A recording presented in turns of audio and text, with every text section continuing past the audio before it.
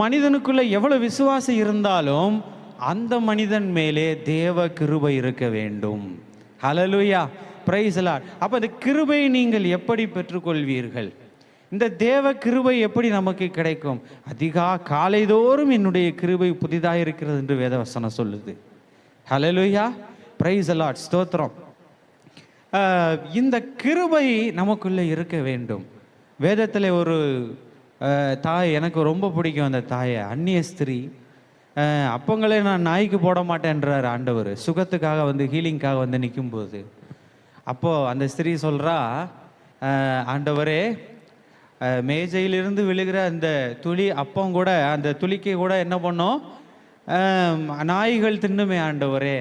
அவளோட விசுவாசத்தை பாருங்க. இப்போ ஆண்டவர் அந்த ஹம்பிள்னஸை பார்க்குறாரு பாருங்க. அவ என்ன சொல்றா, தன்னை நாயின்னு தாழ்த்திக்கிறா. தாழ்த்து